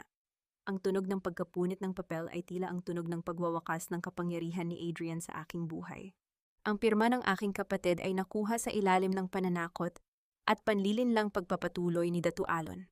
At sa batas ng Kalinaya, pati na rin sa batas ng tao, ang anumang kasunduan na binuo sa kasinungalingan ay itinuturing na abo. Hindi mo pagmamay-ari si liwanag, at lalong hindi mo pagmamay-ari ang yaman ng mga Lauraya. Napaluhod si Adrian sa sahig. Ang kanyang mukha na dati ay puno ng yabang, ay ngayon ay basang-basa ng pawis at luha ng desperasyon. Sa tabi niya, si Doña Salvacion ay tila isang lantang gulay na nakakapit sa gilid ng mesa. Ang kanyang mga mamahaling alahas ay tila naging mga pabigat na dumi sa kanyang katawan. Hindi maaari. Hindi ito totoo, huling hirit ni Doña Salvacion, ang kanyang boses ay tila isang basag na plaka. Kami ang nagpalaki sa kanya. Kami ang nagbigay sa kanya ng pangalan dito sa Manila. Tumingin ako sa matandang babae. Sa unang pagkakataon, hindi ako nakaramdam ng takot. Ang mantsa ng alak sa aking gown ay naroon pa rin, ngunit hindi na ito simbolo ng aking kahihiyan. Ito ay simbolo ng kanilang kalupitan na ngayon ay nakalantad na sa harap ng buong mundo. Ang ibinigay ninyo sa akin ay hindi pangalan kundi isang kulungan, wika ko. Ang aking boses ay matatag at malinaw, tila isang bagong gising na diwa. Ginamit ninyo ang aking puso para busugin ang inyong pagkaganid. Inakala ninyong dahil ulila ako, ay wala na akong boses. Pero nagkakamali kayo. Ang bawat luhang pumatak sa sahig ng mansyong ito ay magiging saksi sa inyong pagbagsak. Isang lalaking nakasuot ng formal na suit ang lumapit kay Datu Alon. Siya ay si Attorney Soriano, ang punong tagapayo ng kaharian. May dala siyang isang folder na puno ng mga dokumentong hindi inaasahan ng mga Monteclaro. Senyora Salvacion, Attorney Villon, simula ng abogado. Narito ang mga ebidensya ng inyong pakikipagsabwatan sa ilegal na paglilipat ng pondo mula sa Loraya Trust. Kasama na rito ang inyong mga peking dokumento sa ampunan sa Cebu at ang pagmamanipula sa mga record ng gobyerno para itago ang tunay na pagkakakilanlan ni Prinsesa Liwanag. Kasabay nito, ang mga pintuan ng ballroom ay muling bumukas. Sa pagkakataong ito, hindi mga kawal ng prinsipe ang pumasok kundi mga opisyal ng National Bureau of Investigation. Ang kislap ng kanilang mga lenkana ay tila mga bituin ng katarungan sa gitna ng kadiliman ng gabing iyon. Doña Salvacion Monteclaro, Adrian Monteclaro, inaresto kayo sa mga kasong fraud, illegal detention ng mga dokumento at conspiracy to commit identity theft, anunsyo ng punong opisyal. Ang mga bulungan sa paligid ay naging malalakas na komento ng pandidiri. Ang mga taong kanina ay tumatawa sa akin ay ngayon ay nakatalikod na sa mga Monteclaro. Pinanood ko kung paano ikinabit ang mga posas sa mga kamay ni Adrian, ang mga kamay na dati ay nangakong magpoprotekta sa akin, ngunit siya palang papatay sa aking pagkatao. Humarap sa akin si Datu Alon at hinubad ang kanyang asul na kapa. Isinuot niya ito sa aking mga balikat, itinatago ang nadumihan kong gown. Ang init ng tela ay tila isang yakap ng isang pamilyang matagal ko nang hinihintay. Tara na, Liwanag, bulong niya, ang kanyang mga mata ay puno ng pagmamahal. Uuwi na tayo. Habang naglalakad kami palabas ng ballroom, dumaan kami sa harap ni Tanya, na ngayon ay nanginginig sa takot sa isang sulok. Hindi ko siya tiningnan ng may galit. Tiningnan ko siya ng may habag dahil alam kong habambuhay siyang mabubuhay sa anino ng isang lalaking hindi marunong magmahal. Ngunit bago kami makalabas sa pintuan, isang malakas na sigaw mula kay Doña Salvacion ang nagpahinto sa lahat. Hindi pa ito tapos. Hindi ninyo alam kung sino ang kinalaban ninyo. Ang yaman ng mga Lauraya ay sumpa, at ang sumpang iyan ang papatay sa inyong lahat. Lumingon si Datu Alon, ang kanyang mukha ay tila isang pader ng yelo. Ang tunay na sumpa ay ang iyong kasakiman, Salvacion. At ngayong gabi ang sumpang iyan ay natapos na. Sumakay kami sa helicopter sa gitna ng nagngangalit na hangin. Habang dahan-dahang lumalayo ang mansyon ng mga Monteclaro sa aking paningin, naramdaman ko ang pagpatak ng isang huling luha. Hindi ito luha ng sakit kundi luha ng paglaya. Ngunit habang hawak ko ang kamay ng aking kuya, napansin ko ang isang bagay sa loob ng helicopter. Isang itim na kahon na may nakaukit na pangalan ng aking ina. Anong lihim pa ang itinatago ng kahariang babalikan ko? At sapat ba ang aking lakas para harapin ang mga aninong naghihintay sa likod ng trono ng mga Lauraya? Hindi ko alam kung panaginip pa ito o isang bagong simula na hindi ko pa kayang yakapin. Ang aking tinig ay halos lamunin ng malalim na ugong ng makina ng helicopter, ngunit sapat na iyon para marinig ng lalaking nasa tabi ko. Nakatingin ako sa labas ng bintana, pinapanood ang dahan-dahang pagliit ng mga ilaw ng Tagaytay, kasama na ang mansyon na naging saksi ng aking pinakamalalim na pighati. Ang asul na kapa ni Datu Alon ay nananatiling nakabalot sa akin, nagbibigay ng init na tila unti-unting tumutunaw sa yelo sa aking puso. Hinawakan ni Datu Alon ang aking kamay, ang kanyang mga daliri ay marahang humahaplos sa aking balat, na tila ba natatakot siyang baka maglaho ako sa isang iglap. Hindi ito panaginip, Liwanag. Ito ang katotohanang matagal na ipinagkait sa iyo, at hinding-hindi ko nahahayaang may lumapit sa iyong kahit na sinong nagnanais na pumatay sa iyong kislap. Ibinaba niya ang kanyang tingin sa itim na kahon na nasa pagitan namin. May nakaukit doon na isang bulaklak ng lotus na yari sa ginto, ang simbolo ng aming ina. Dahan-dahan niyang binuksan ang takip at isang pamilyar na amoy ng tuyong sampagita at lumang papel ang bumalot sa amin. Ito ang mga huling alaala ni Ina, bulong ni Alon. Ipinatago niya ito sa isang lihim na vault bago mangyari ang trahedya sa Cebu. Sa loob ng maraming taon, ito ang naging gabay ko sa paghahanap sa iyo. Kumuha siya ng isang kupas na litrato. Doon nakita ko ang isang magandang babae na may karga-kargang sanggol habang isang batang lalaki ang nakayakap sa kanyang binti. Ang sanggol ay may suot na bracelet na gawa sa kabibe. Napahawak ako sa aking bisig. Ako ang sanggol na yon. At ang babaeng may pinakamagandang ngiti sa mundo, siya ang aking ina. Bakit kuya, tanong ko? Ang aking boses ay nanginginig. Bakit kailangang mangyari ang lahat ng ito kung kami ay mga prinsipe at prinsesa? Bakit kailangang mamatay sina ama at ina sa gitna ng apoy? Ang mukha ni Datu Alon ay binalot ng isang madilim na anino. Ang kanyang mga panga ay naggitngit at ang kanyang mga mata ay tila naglalabas ng kislap ng galit dahil sa kasakiman liwanag. Ang sunog na naganap sa ating tahanan ay hindi isang aksidente. May mga taong ayaw na magpatuloy ang lahi ng mga Lauraya. At ang pamilya Monteclaro, hindi lang sila basta nagnakaw ng pera. Sila ay may koneksyon sa mga taong nag-utos na sunugin ang ating buhay. Naramdaman ko ang panlamig ng aking sikmura. Ibig sabihin ang lalaking muntik ko ng pakasalan ay anak ng mga taong pumatay sa aking mga magulang.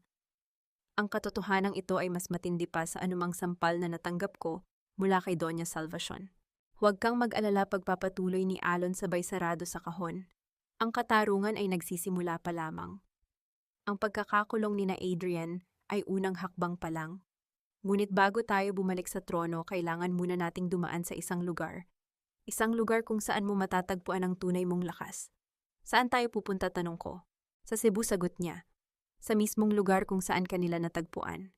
Dahil doon nakatago ang huling testamento ni Ina, ang tanging dokumento na hindi kayang pekein ng kahit sinong abogado sa Manila. Huminga ako ng malalim. Ang pagbabalik sa Cebu ay tila pagbabalik sa sugat na pilit ko ng pinaghilom. Ngunit alam ko na para tuluyang makalaya, kailangan kong harapin ang apoy ng nakaraan. Sa gitna ng katahimikan ng gabi, habang ang helicopter ay lumilipad, patungo sa katimugan, isang biglaang pagyanig ang naramdaman namin. Hindi ito galing sa makina. Ang radyo ng piloto ay biglang naglabas ng isang nakatutulig na ingay, at isang boses ang pumasok, isang boses na tila galing sa ilalim ng lupa. Prinsipe Alon, akala mo ba ay madali mong maililigtas ang iyong kapatid? Ang laro ay kasisimula pa lamang. Ang boses na iyon, hindi kay Adrian, hindi kay Doña Salvacion. Ito ay boses ng isang taong mas makapangyarihan, mas tago, at mas malupit. Sino ang taong ito na tila alam ang bawat galaw namin?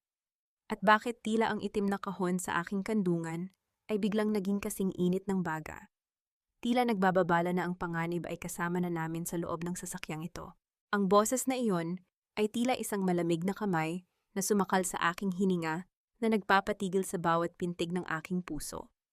Mabilis na iniabot ni Datu Alon ang kanyang kamay sa radio console at marahas itong pinatay. Ang katahimikan na sumunod ay mas nakatutulig pa kaysa sa ingay ng makina. Tumingin siya sa piloto na ngayon ay tila nanginginig din ang mga kamay habang pilit na pinapanatili ang balanse ng sasakyan sa gitna ng biglaang paglakas ng hangin.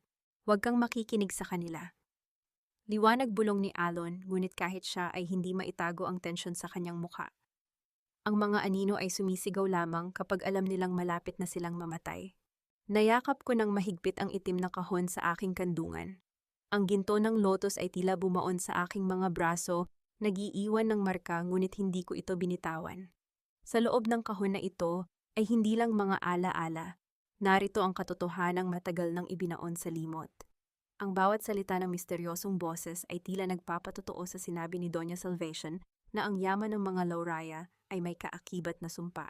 Sino siya, kuya, tanong ko. Ang aking boses ay halos isang bulong na lamang. Kung nakakulong na sina Adrian, sino pa ang may kakayahang pumasok sa radio frequency ng isang royal helicopter? Huminga ng malalim si Alon, ang kanyang mga mata ay nakatuon sa madilim na abot-tanaw kung saan dahan-dahang lumilitaw ang mga ilaw ng Cebu. May mga taong mas malaki pa sa mga Monteclaro liwanag, mga taong nasa likod ng mga kortina ng kapangyarihan. Ngunit huwag kang mag-alala, hindi nila alam na matagal na nating inihanda ang bitag para sa kanila. Sa gitna ng aming paglalakbay, dahan-dahang inabot ni Alon ang kanyang bulsa at inilabas ang isang maliit na pendant, isang gintong agila na may pulang mata na yari sa ruby. Isinuot niya ito sa aking leeg katabi ng aking bracelet na kabibe. Ito ang simbolo ng ating protection, wika niya, ng may determinasyon. Sa oras na lumapag tayo sa Cebu, hindi ka na ang Leora na ulila at api. Ikaw na ang prinsesa ng Kalinaya na babawi sa kanyang kaharian. Ang bawat luhang pumatak sa Tagaytay ay babayaran nila ng higit pa sa ginto. Habang papalapit kami sa aming destinasyon, naramdaman ko ang pagbabalik ng mga alaala. Ang amoy ng dagat, ang init ng hangin, at ang pamilyar na tunog ng mga kampana ng simbahan sa malayo. Cebu, ang lugar kung saan ako natagpo ang nanginginig sa takot sa gitna ng usok, ngunit ang helicopter ay hindi lumapag sa isang marangyang palasyo o sa isang sikat na hotel. Dahan-dahan itong bumaba sa isang liblib na bahagi ng isla, sa gitna ng mga guho ng isang lumang mansyon na nilamon na ng mga baging at kalawang, ang Mansion Lauraya, ang lugar kung saan nagsimula ang lahat ng aking paghihirap.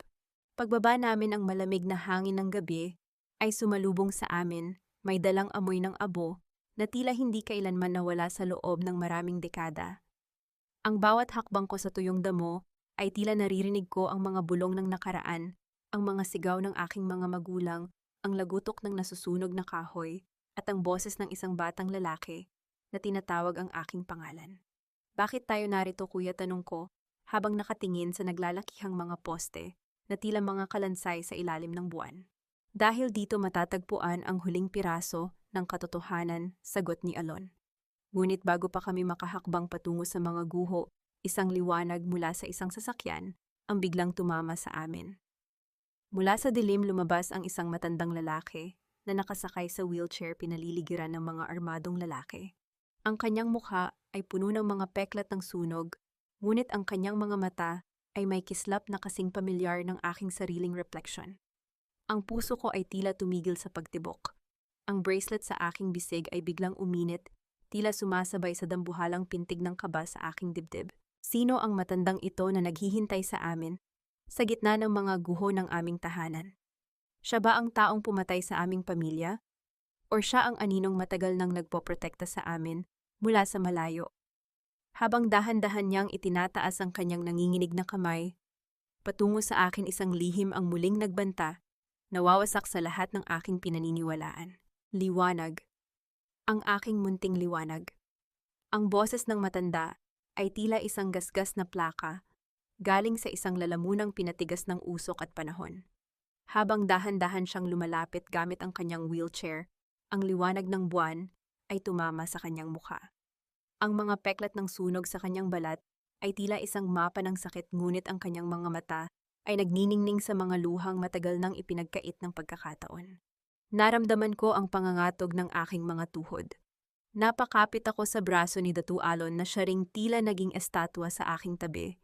Ang lalaking ito, ang kanyang aura ay hindi dayuhan. Mayroon siyang amoy ng lumang aklat at sandalwood, isang amoy na nakatago sa pinakamalalim na bahagi ng aking alaala noong ako ay sanggol pa lamang na kinakantahan ng isang oyay. Lolo Ismael, bulong ni Datu Alon, ang kanyang boses ay nanginginig sa hindi paniniwala. Akala namin ay kasama kang naging abo sa gabing iyon. Isang mapait na ngiti ang sumilip sa mga labi ng matanda. Iniligtas ako ng dagat, Alon. Ngunit ang dagat ay hindi kayang hugasan ang bigat ng katotohanang kailangan kong itago sa loob ng mahabang panahon para sa inyong kaligtasan. Tumingin siya sa akin at sa isang dahan-dahang pagkilos, inabot niya ang aking kamay. Ang kanyang balat ay magaspang puno ng mga latay ng nakaraan, ngunit ang kanyang hawak ay kasing lambot ng isang amang nagpapatulog ng anak. Huwag kang matakot, liwanag. Ang mga peklat na ito ay hindi bunga ng puot, kundi bunga ng pag-ibig. Ako ang nagtakas sa iyo mula sa nagbabagang mansyon bago kita iniwan sa pintuan ng ampunan. Kinailangan kong gawin iyon dahil ang mga lobo ay nakabuntot sa bawat hakbang ko. Napahikbi ako. Ang lahat ng mga tao ng pakiramdam na ako ay itinapon, na ako ay walang halaga, ay biglang naglaho. Hindi ako itinapon. Ako ay iniligtas. Ang bawat luhang pumatak sa aking mga pisngi ay tila naghuhugas sa mantsa ng alak na nasa aking gown. Sa gitna ng mga guho ng aming tahanan, natagpuan ko ang huling piraso ng aking pagkatao. Dahan-dahang kinuha ni Lolo Ismael ang isang maliit na susi mula sa loob ng kanyang damit. Ang huling testamento ng iyong ama ay hindi nakatago sa isang bangko sa Manila. Narito ito sa ilalim ng mismong pundasyon ng inyong silid-tulugan. Pinanood ko ang kanyang mga tauhan habang dahan-dahang binubuhat ang isang malaking tipak ng semento sa ilalim ng isang haliging tila naging uling na. Doon sa loob ng isang hindi kinakalawang na kahon ay nakalagay ang isang dokumento na balot sa telang ginto. Nang buksan ito ni Datu Alon, ang liwanag ng aming mga flashlight ay tumama sa pirma ng aking ama. Ngunit hindi lang iyon. May kalakip na sulat ang dokumento, isang sulat na nagpapaliwanag kung sino ang tunay na utak sa likod ng sunog. Hindi lang ito tungkol sa pera. Ito ay tungkol sa isang lihim na maaring magpabagsak sa pinakamataas na opisyal ng bansa. Ang pamilya Monteclaro ay mga tauhan lamang wika ni Lolo Ismael. Ang kanyang boses ay naging seryoso at puno ng panganib. Ang taong nasa radyo kanina, siya ang nagbayad sa kanila. At hindi siya hihinto hanggat hindi niya nakukuha ang dokumentong hawak ninyo. Nabalik lamang ang aking diwa nang makarinig ako ng isang tunog mula sa madilim na bahagi ng kagubatan. Hindi ito tunog ng hangin. Iyon ay ang dahan-dahang paglangit-ngit ng mga tuyong dahon sa ilalim ng mabibigat na sapatos. Ang mga anino sa paligid ay biglang gumalaw. Kuya? Bulong ko ang aking puso ay nagsimulang tumibok ng mabilis. Isang pulang tuldok ng laser ang biglang lumitaw sa dibdib ni Datu Alon. Ang katahimikan ng gabi sa Cebu ay biglang nabalutan ng isang matinding panganib. Ang mga armadong lalaki na kasama ni Lolo Ismael ay agad na bumunot ng kanilang mga sandata, ngunit huli na ang lahat. Pinaliligiran na kami ng mga aninong may dalang hatol ng kamatayan. Ibigay ninyo ang dokumento at baka hayaan ko pa kayong mabuhay para makita ang pagsikat ng araw, isang boses. Ang narinig mula sa kadiliman, isang boses na mas pamilyar kaysa sa inaasahan ko. Mula sa likod ng malaking puno, lumabas ang isang lalaking akala ko ay nakakulong na, si Attorney Vion. Ngunit sa pagkakataong ito wala na siyang suot na suit. Nakasuot siya ng tactical gear at may hawak na baril na nakaturo sa amin. Akala ninyo ba ay ganoon kadaling talunin ang mga taong bumuo sa mundong kinalalagyan ninyo, tanong ni Villon nang may mapanuyang ngiti. Niyakap ko ng mahigpit ang dokumento sa aking dibdib. Sa pagkakataong ito, hindi ako luluhod. Hindi ako iiyak sa takot. Tumingin ako kay Datu Alon at nakita ko ang parehong determinasyon sa kanyang mga mata. Sa gitna ng mga guho ng aming nakaraan, handa kaming lumaban para sa aming hinaharap. Ngunit habang papalapit ang mga tauhan ni Villon, isang malakas na pagsabog ng liwanag ang nagmula sa direksyon ng dagat. Hindi ito mula sa aming mga flashlight. Ito ay isang liwanag na kasing lakas ng araw na tila nagmumula sa isang armada ng mga barkong papalapit sa pampang. Sino ang mga bagong dating na ito? Sila ba ang hukbo ni Datu Alon na kanina pa hinihintay? O ito na ang huling pagtatangka ng mga anino para tuluyang burahin ang pangalang Lauraya sa kasaysayan? Habang ang unang putok ay dahan-dahang bumabasag sa katahimikan, naramdaman ko ang paghigpit ng hawak ni Lolo Ismael sa aking kamay, tila nagbibigay ng huling babala bago ang huling laban. Ang bawat sulok ng gabi ay biglang napuno ng liwanag, na tila ba bumaba ang araw sa dalampasigan ng Cebu upang tapusin ang paghahari ng kadiliman. Hindi iyon liwanag ng isang simpleng sasakyan. Iyon ay ang dambuhalang searchlights mula sa armada ng mga barko ng Royal Guard ng Kalinaya. Ang dagat na dati ay tahimik ay naging saksi sa pagdating ng isang hukbong walang sino man ang kayang tapatan. Ang mga tauhan ni Attorney Villon na kanina ay tila mga lobong gutom ay napatigil at napatingala sa langit habang ang 4 pang helicopter na may sagisag ng agila ay pinalilibutan ang buong guho ng mansyon. Ibagsak ninyo ang inyong mga sandata, ang boses ni Datu Alon ay umalingaw-ngaw sa pamamagitan ng isang megaphone mula sa itaas. Ang bawat isa sa inyo ay pinalilibutan na. Wala nang daan palabas. Nakita ko ang pawis na namumuo sa noo ni Attorney Vion. Ang baril sa kanyang kamay ay nanginginig. Hindi ito pwedeng matapos ng ganito, sigaw niya, pilit na humahanap ng paraan para makatakas. Hawak ko ang buhay ng inyong prinsesa, isang galaw ninyo, at itutuloy ko ang nasimulan ni na Adrian.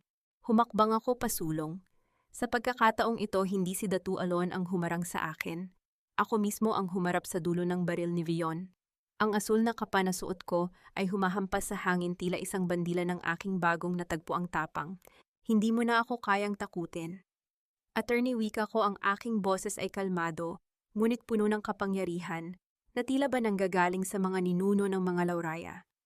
Ang dilim na itinanim ninyo sa buhay ko sa loob ng maraming taon ay sapat na. Ngayong gabi ang katotohanan ang magiging hatol sa inyo. Hindi ang aking dugo ang dadana, kundi ang inyong kasamaan ang magwawakas. Sa isang iglap, tila nawalan ng lakas si Vion. Ang kanyang mga tauhan nang makita ang dambuhalang puwersa ng Kalinaya ay isa-isang binitawan ng kanilang mga baril at itinaas ang kanilang mga kamay. Lumapit ang mga kawal ni Datu Alon at mabilis na dinakip si Vion. Habang kinakaladkad siya palayo, tinitigan niya ako nang may halo ng takot at pagkamangha. Hindi niya akalain na ang ulilang pinaglaruan nila ay may taglay na ganitong klase ng tibay. Nang matapos ang gulo, lumapit sa akin si Lolo Ismael. Ang kanyang mga mata ay puno ng katuwaan. Ang iyong ina, tiyak na nakangiti siya ngayon liwanag. Ipinakita mo na ang tunay na dugo ng mga Lauraya ay hindi sumusuko sa apoy. Dahan-dahan kong kinuha ang aking shawl at ginamit ito para punasan ang uling at dumi sa mukha ni Lolo Ismael. Hindi na kami nag-iisa. Ang pamilyang akala ko ay abo na ay muling nabuo sa gitna ng katarungan. Kinaumagahan, habang ang araw ay dahan-dahang sumisikat, sa dalampasigan ng Cebu, ang balita tungkol sa pagbagsak ng mga Monte Claro at ang pagkakaaresto sa mga matataas na opisyal na kasabot ni Attorney Vion ay naging laman ng bawat pahayagan at balita sa bansa. Ang mansyon sa Tagaytay ay kinumpiska ng gobyerno bilang bahagi ng mga nakaw na yaman. Humarap sa akin si Datu Alon habang nakatingin kami sa asul na dagat. Handa ka na bang bumalik sa Kalinaya liwanag, ang trono ay naghihintay sa iyo? Umiling ako ng bahagya, isang matamis na ngiti ang sumilip sa aking mga labi. Ang trono ay isang responsibilidad, kuya. Pero bago ko yakapin ang pagiging prinsesa, gusto ko munang tuparin ang pangako ko sa mga batang katulad ko. Tumingin ako sa dokumentong hawak ko, ang huling testamento ng aking ama. Sa dokumentong iyon nakasaad na ang malaking bahagi ng yaman ng mga Lauraya ay nakalaan para sa edukasyon at proteksyon ng mga ulila sa Visayas. Hindi ako magiging prinsesa sa loob ng isang palasyo, kuya, wika ko. Magiging liwanag ako para sa mga taong nasa dilim pa rin.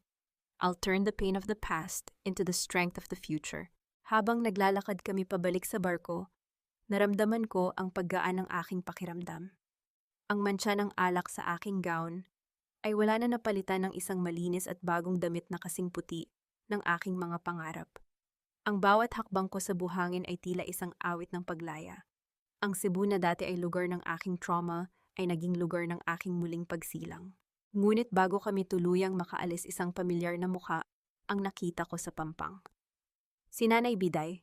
Nakasuot siya ng kanyang pinakamagandang barot saya, may dalang isang basket ng mga paborito kong pagkain. Tumakbo ako at niyakap siya ng mahigpit. Salamat, Nanay Biday. Kung hindi dahil sa inyo, baka hanggang ngayon ay nakaluhod pa rin ako sa kusina ng mga Monte Claro bulong ko. Ang iyong kabutihan ang nagligtas sa iyo, anak. Sagot niya habang hinahaplos ang aking buhok. Humayo ka at maging liwanag sa mundo, sa gitna ng malawak na karagatan. Habang ang barko ay dahan-dahang lumalayo sa pampang, alam kong ang kabanata ng aking pagiging biktima ay tapos na. Isang bagong simula ang naghihintay, isang simula kung saan ang pag-ibig ay hindi na isang transaction at ang pamilya ay hindi na isang bitag. Benagpauta panghampas ng alon sa pampang ng Cebu ay hindi na tunog ng isang nagluluksang puso, kundi isang oyayi ng kapayapaan na nagbabadya ng isang bagong umaga. Nakatayo ako sa balkonahe ng bagong gawang gusali sa gilid ng dagat. Hindi ito isang palasyo, bagaman ang bawat kanto nito ay yari sa pinakamahusay na kahoy at semento. Ito ang Liwanag Culinary and Arts Academy, ang katuparan ng aking pangarap na binuo mula sa mga abo ng aking nakaraan. Ang hangin ng Cebu ay humahaplos sa aking mukha, may dalang amoy ng sariwang dagat at nilulutong kakanin mula sa kusina sa ibaba. Isang buwan na ang lumipas mula nang gumuho ang mundo ng mga Monte Claro. Sa mga pahayagan, nababasa ko pa rin ang tungkol sa kanilang mga kaso, ang dahan-dahang pagbagsak ng kanilang imperyo, at ang pagtalikod sa kanila ng bawat taong dati ay sumasamba sa kanilang yaman. Si Adrian at ang kanyang ina ay nahaharap sa habambuhay na pagkakakulong. Ngunit sa tuwing nakikita ko ang kanilang mga mukha sa balita, wala na akong nararamdamang galit. Ang galit ay isang mabigat na bagahe, at pinili ko ng bitawan yon sa dalampasigan. Prinsesa, handa na ang lahat para sa unang batch ng mga estudyante. Anunsyo ni Nanay Biday na ngayon ay tumatayong punong tagapamahala ng aming kusina. Nakasuot siya ng isang malinis na uniforme, ang kanyang mukha ay nagniningning sa katuwaan. Lumingon ako at ngumiti. Nanay Biday, ilang beses ko po bang sasabihin sa inyo, Leora na lang po. Dito sa loob ng paaralang ito, pantay-pantay tayong lahat. Lumapit sa akin si Datu Alon suot ang kanyang simpleng barong. Hindi na siya ang nakakatakot na prinsipe na bumaba mula sa helicopter. Ngayon siya ay isang kuya na puno ng pagmamalaki para sa kanyang kapatid. Ang yaman ng mga Loraya ay sa wakas ay nagagamit sa tamang paraan liwanag. Masaya ang ating mga magulang sa kinalalagyan mo ngayon. Dahan-dahang bumaba kami sa malawak na hall ng paaralan. Doon nakita ko ang 50 batang babae mga ulila at mga galing sa mahihirap na pamilya sa Cebu.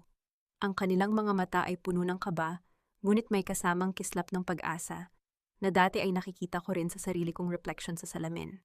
Isang maliit na batang babae, marahil ay 7 taong gulang pa lamang ang lumapit sa akin. May hawak siyang isang maliit na bulaklak ng lotus na yari sa papel. Dahan-dahan niyang kinuha ang aking kamay at idiniit ang kanyang noo rito, isang pagmamano na nagmula sa tapat na puso. Salamat po Ma'am Leora sa pagbibigay sa amin ng pagkakataon, bulong niya. Naramdaman ko ang pag-init ng aking mga mata. Niluhuran ko ang bata at niyakap siya ng mahigpit. Ang pakiramdam na ang iyong sugat ay naging gamot para sa sugat ng iba. Ang bawat pait na naranasan ko sa kamay ng mga Monteclaro ay naging puhunan para sa tamis ng mga ngiting ito. Sa gitna ng aming pagdiriwang, dinala ako ni Datu Alon sa isang maliit na altar sa loob ng academy. Doon nakalagay ang mga litrato ng aming mga magulang at ni Lolo Ismael. Ang huli ay payapang pumanaw 1 linggo matapos ang gulo sa Cebu na may ngiti sa mga labi dahil alam niyang ligtas na ang mga huling Lauraya. Tapos na ang giyera liwanag wika ni Alon. Ngayon oras na para mabuhay ka para sa sarili mo. Tumingin ako sa labas kung saan ang mga estudyante ay nagsisimula ng magtawanan at mag-aral. Ang sikat ng araw ay tumatama sa aking bracelet na kabibe na ngayon ay kumikinang na tila bagawa sa mga bituin. Wala na ang mantsa ng alak. Wala na ang amoy ng usok. Ang tanging natitira ay ang halimuyak ng bagong luto na tinapay at ang himig ng mga pangarap na nagsisimulang lumipad, habang ang araw ay dahan-dahang tumataas sa kalangitan. Isang katanungan ang pumasok sa aking isipan. Sapat na ba ang katarungang nakamit ko para sa aking pamilya? O mayroon pa bang isang bahagi ng aking puso na naghahanap ng isang uri ng pag-ibig na hindi nabubura ng oras at hindi nabibili ng ginto? Sa pagdating ng isang misteryosong donasyon para sa paaralan mula sa isang hindi kilalang tao sa ibang bansa, tila ang tadhana ay may inihahanda pang isang huling sorpresa para sa akin. Sino ang nagpadala ng donasyong ito na may kasamang isang maliit na shell mula sa baybayin ng Kalinaya? At ito ba ang magiging susi sa aking huling paghilom? Ang bawat simoy ng hangin sa dalampasigan ng Kalinaya ay may dalang amoy ng sariwang sampagita at alat ng dagat isang timpla, na tila nagpapahiwatig na ang bawat sugat ng nakaraan ay tuluyan ng hinugasan ng panahon. Nakatayo ako sa malawak na beranda ng palasyo, suot ang isang puting terno na may burda ng gintong agila. Ngunit sa ilalim ng mamahaling tela ang aking bisig ay nananatiling pinalalamutian ng lumang bracelet na gawa sa kabibe ang aking tanging koneksyon sa batang Leora na nangarap lamang ng isang pamilyang matatawag na kanya. 1 taon na ang lumipas mula nang huling beses kong narinig ang pangalang Monteclaro. Ang balita mula sa Manila ay nagsasabing ang kanilang mansyon sa Tagaytay ay naging isang pampublikong museo na ngayon at ang pamilyang dating naghari sa takot at pera ay unti-unti nang nilalamon ng limot sa loob ng malamig na rehas. Hindi ko na kailanman binisita si Adrian o si Doña Salvacion. Ang katarungan ay naibigay na ng batas at ang higit na mahalagang katarungan ang kapayapaan ng aking isipan ay nakuha ko sa sandaling pinili kong huwag nang bitbitin ang galit sa aking pagtulog. Ang lalim na naman ng iniisip mo liwanag wika ni Datu Alon habang dahan-dahang lumalapit sa aking tabi. May dala siyang isang liham na may selyo ng aming paaralan sa Cebu. Ngumiti ako at kinuha ang liham. Iniisip ko lang kuya kung paano nagawang baguhin ng 1 taon ang lahat. Dati ang tanging alam ko ay ang magsilbi at matakot. Ngayon ang tanging alam ko ay ang magmahal at magbigay. Binuksan ko ang liham. Ito ay mula sa unang batch ng mga nakapagtapos sa Liwanag Academy. Kalakip nito ang isang litrato ng mga batang nakangiti, hawak ang kanilang mga sertipiko. Sa gitna nila ay si Nanay Biday, na tila lalong bumata dahil sa katuwaan. Sila ang aking tunay na yaman. Ang bawat tagumpay nila ay tila isang hiyas na idinaragdag sa aking hindi nakikitang korona. Naitanong mo na ba sa sarili mo kung napatawad mo na sila? Tanong ni Alon ang kanyang mga mata ay nakatuon sa papalubog na araw, huminga ako ng malalim ang aking mga daliri, ay marahang humahaplos sa mga ukit ng kabibe sa aking bisig. Ang patawad ay hindi nangangahulugang kailangang bumalik ang lahat sa dati kuya. Pinatawad ko sila hindi dahil karapat-dapat sila, kundi dahil karapat-dapat ako sa kapayapaan. Ang galit sa kanila ay tila isang lason na ako ang umiinom, pero sila ang inaasahan kong mamatay. Ngayong wala na ang lason na yon, mas malinaw ko nang nakikita ang ganda ng mundo. Ang kapayapaang nararamdaman ko ngayon ay hindi nanggaling sa ginto o sa tukyo na ibinigay sa akin. Nanggaling ito sa katotohanang kahit anong apoy ang dumaan sa aking buhay, hindi nito kayang sunugin ang aking pagkatao. Ang bawat pagsubok ay tila isang proseso ng pagpapakinis sa isang perlas sa ilalim ng dagat, masakit matagal ngunit nagbubunga ng isang bagay na walang kasing ningning. Natutunan ko na ang tunay na royalty ay hindi nasusukat sa asul na dugo, kundi sa busilak na puso na handang yumuko para itayo ang mga nadapa. Ang aking buhay ay nagsimula sa isang trahedya, dumaan sa isang masalimuot na dula ng pagkukunwari, ngunit nagtatapos sa isang himig ng pag-asa. Habang ang huling sinag ng araw ay dahan-dahang naglalaho, sa abot tanaw naramdaman ko ang paglapit ng isang batang lalaki, ang aking pamangkin, ang susunod na tagapagmana ng kalinaya. Hinawakan niya ang aking kamay at tumingala sa akin nang may mga matang puno ng paghanga. Tita Liwanag, totoo po ba na ang mga bituin ay mga luha ng mga anghel na naging liwanag, tanong niya sa isang inosenteng tinig. Binuhat ko siya at hinalikan sa noo. Hindi anak, ang mga bituin ay ang mga pangarap ng mga taong hindi sumuko sa dilim. At hanggat may isang taong handang maging liwanag para sa iba, hindi kailanman maghahari ang kadiliman. Sa huling sandali ng gabing iyon, habang ang mga bituin ay nagsisimulang magsilabasan sa kalangitan, naramdaman ko ang presensya ng aking mga magulang at ni Lolo Ismael sa hangin. Ang kanilang misyon ay tapos na. Ang liwanag ng mga lauraya ay muling nagliliyab hindi na bilang isang nagbabagang apoy na nakakasunog kundi bilang isang matatag na sulo na gagabay sa bawat ulilang naliligaw ng landas. Ang kwento ni Laura Kalumpang ay tapos na. Ngunit ang alamat ni Prinsesa Liwanag ay kasisimula pa lamang, isang kwento ng pag-ibig, sakripisyo at ang walang hanggang kapangyarihan ng muling pagbangon.